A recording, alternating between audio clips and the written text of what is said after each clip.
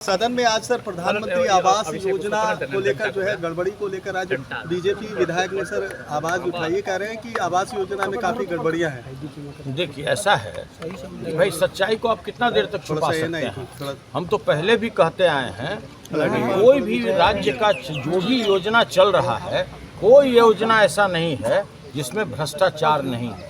बिना भ्रष्टाचार का यहाँ कोई योजना की आप कल्पना नहीं कर सकते, चाहे नल जल योजना हो, रोड हो, पुल पुलिया हो, कोई भी आप योजना की बात कीजिए, सभी जगह भ्रष्टाचार व्याप्त है। कहीं इसमें कोई बताने की जरूरत नहीं।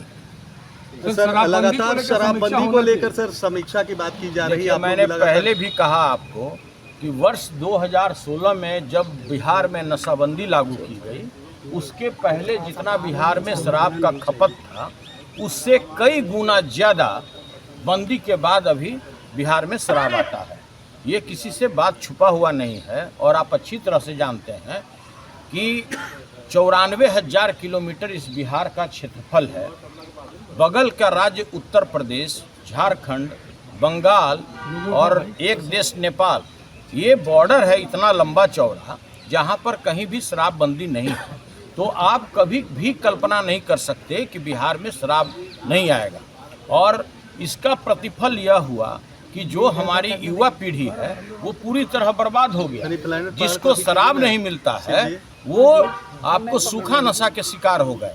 आज जितना खपत पहले पंजाब में था, बेंगलोर में था, पुणे में था, दिल्ली में था, उससे कई गुना ज़्यादा आज बिहार में सूखे नशे का व्यापार हो गया है। और इस राज्य के गलत नीति के कारण कोई व्यक्ति चाहा कि अगर हम शराबबंदी कर देंगे तो लोग हमको राजा राम मोहन राय की तरह याद करेगा। अगर हम बिहार में दहेज प्रथा लागू कर देंगे तो लोग हमको राजा राम मोहन राय के नाम से जाने जाएगा। लेकिन आप लोग एक भी व्यक्ति बताइए कि कोई भी बच्चियां की शादी बगैर दहेज का होता है क्या? और यहाँ पर दहेज प्रथा लागू है, कानून लागू है। उसी तरह से नशाबंदी की भी स्थिति है। कोई ऐसा जगह नहीं है जहाँ पर आप प्यार से और आप पैसा दे दीजिए और आपको शराब वहाँ डिलीवरी नहीं हो जाए। हमने पहले भी कहा है कि अगर आपको सिद्ध करना है तो जिस दिन लास्ट डे हो सदन का, 27 तारीख अंतिम दिन है, उस दिन आप लोग सारे कैमरा वाला रहिएगा, आपको यहाँ पर हम डिलीवरी करा देंगे शराब का, इसी सदन के मतलब प्रांगण में। और ये आप भी छोड़िए ना, जितने लोग भी एक अन्य मार्ग से लेके जितने भी लोग रिहायशी इलाके हैं जहाँ पे बड़े बड़े मंत्री, बड़े बड़े लोग रहते हैं, वहाँ पर राजेंद्र बाबू जहाँ खड़ा हैं, राजेंद्र बाबू को समझ गए, देश रत्न राजेंद्र बाबू, राजभवन के सामने वही डिलीवरी पॉइंट है। आप लोग कभी अपना कैमरा लगा कर देखिएगा, स्कूल में पढ़ने वाले जो छात्र और छात्राएँ हैं स्कूटर और मोटरसाइकिल से आएगी और वही एक अन्य मार्ग और अन्य जगह जो ड्यूटी पे लगा हुआ सिपाही है वहीं से डिलीवरी लेकर के अपने घर जाएगा। इसलिए यह बात बहुत लंबा चौड़ा है और हम हर एक चीज़ खोल करके आप लोग प्याज की तरह परत परत हम बताना भी नहीं चाहते हैं।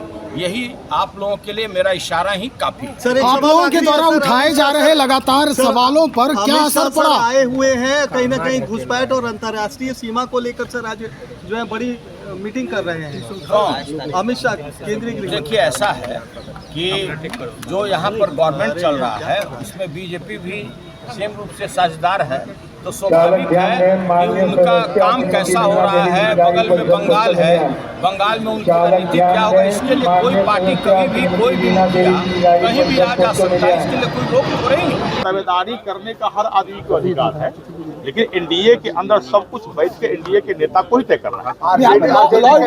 अमित शाह जो आए हैं सीमांचल के दौरे पर, तो केंद्र शासित प्रदेश बनाने की तैयारी चल रही है, कुछ जिलों को काटकर बंगाल और बिहार की। अमित शाह जी भारत के गृह मंत्री जब बिहार आए हैं, सीमांचल के क्षेत्रों में जिस प्रकार किशनगंज हो, कटिहार हो, पूर्णिया हो, सुपौल हो, अररिया हो या मधेपुरा का कुछ पार्ट हो, एक बगल जिस प्रकार जो है बंगाल और दूसरी तरफ जो है एक साइड से नेपाल, और दोनों तरफ से जिस प्रकार घुसपैठिया बिहार के अंदर प्रवेश कर रहे हैं और सीमांचल के क्षेत्र में जिस प्रकार जो है घुसपैठियों की संख्या बढ़ती जा रही है, उस आधार पर लोकसभा, राज्यसभा, विधानसभा, Vidhan Parishad, leader of opposition, केंद्र में मंत्री, तमाम तरह के पद को सुशोभित करने का उन्होंने काम किया है। तो निश्चित रूप से हम लोग आशा करते हैं, लेकिन ये एनडीए का मैटर है, एनडीए डिसिप्लिन के लिए जाना जाता है।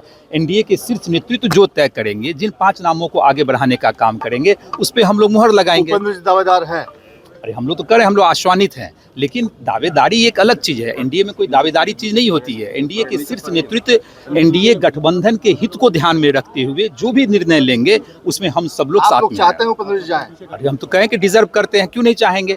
कोई पार्टी होगा बचा हुआ जो नहीं चाहेगा कि हमारे नेता सदन में जाएं, न जाएं, तो सबकी इच्छा होती है, लेकिन वो एनडीए के शीर्ष नेतृत्व को तय कर रहा है। राष्ट्रीय जनता दल ये कह रही है कि अमित शाह जी का भी आना, केंद्र शासित प्रदेश बनाया जाना है, बंगाल के कुछ इलाके को काटकर और सीमांचल के इलाके को काटकर। क्या कहेंगे इस पर आप? अरे आरजेडी के वालों पे क्या हम बयान दें। आरजेडी वाले क्या बोलते हैं, सुबह में कुछ और बोलते हैं, शाम में कुछ और बोल देते हैं। सुबह में नीतीश जी के बारे में कई तरह के अपभ्रंश शब्द का यूज़ करते हैं और शाम में प्रशंसा करने लगते हैं। तो आरजेडी का चाल चलन चरित्र हम लोगों को पता है। पता नहीं, सुबह में कुछ, शाम में कुछ, तो तरह तरह के बयान देते रहते हैं, यानी बेतुका बयान, आधारहीन बयान देते रहते हैं। गृह मंत्री जी किस कार्य के कारण आए हैं? सरकारी कार्यक्रम है, वो सरकारी कार्यक्रम के लिए यहाँ आए हुए हैं, और इस तरह का बयान देना मुझे लगता है बचपनापन है उन लोग। राष्ट्रीय जनता दल के विधान परिषद के सदस्य सुनील सिंह ने कहा है कि कल विधानसभा सत्र का अंतिम दिन है, इस विधानसभा के कैंपस में मैं शराब की डिलीवरी करा दूंगा, आप लोग कैमरा लेकर तैयार हैं। देखिए, अब कौन क्या कहते हैं नहीं कहते हैं, इस विषय पे जितनी बातें मुझे कहनी थी सदन के माध्यम से, आप लोगों के माध्यम से मैंने कहा है। सबको भरोसा होना चाहिए। निश्चित रूप से शराबबंदी जो है एक सफल कानून है, लेकिन उसको और कठोरतम ढंग से, या उसके जब रिव्यू होंगे, जब विस्तृत जैसे इसका चर्चा उस पे होगी, तो निश्चित रूप से उस पे आगे के विधानसभा के कैंपस में शराब की डिलीवरी करेगा। अरे कौन क्या कहता नहीं कहता, हर चीज़ पे स्टेटमेंट देने की थोड़ी आवश्यकता। उन्होंने किस संदर्भ में कहा, नहीं कहा, वो जाने। अगर है तो क्षमता तो करे।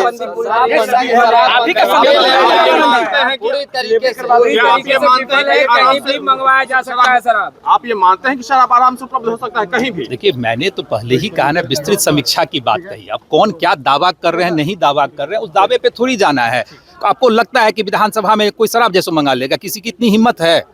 बेतुका बात करते हैं, मीडिया में बने रहने के लिए कुछ भी बयान दे दिए, मीडिया ने उसको बयान को उठा लिया। अरे भैया, कोई भी एक गंभीरता होती है। आप सदन के जैसे हिस्सा हैं, सदन के हिस्सा जो व्यक्ति होता है उसमें गंभीरता दिखनी चाहिए। आप गंभीरता से अपनी बातों को नहीं रखेंगे, जस्ट मीडिया में बने रहने के लिए कुछ से अलबल बोल दें। इसलिए कहते हैं ना, शिक्षा की कमी है, थोड़ा पढ़ लिख के आवे वो लोग। चलिए, विधानसभा में सवाल तो है कि नहीं, आराम से मिलता है या नहीं मिलता है, सो बताइए। आराम से मिलता है? मैंने क्या कहा कि कौन क्या कहता है नहीं कहता, उस पर हमको नहीं मानता, हम नहीं जाना है। मैंने जो जितनी बातें शराबबंदी के बारे में मुझे कहनी थी, मैंने सदन के माध्यम से, आप लोग के माध्यम से कह दी। आपके राज्य की खबरें, आपके शहर की खबरें सबसे पहले जानने के लिए देखते रहें अमर उजाला। चैनल को सब्सक्राइब जरूर कर लें और पाएं हर अपडेट।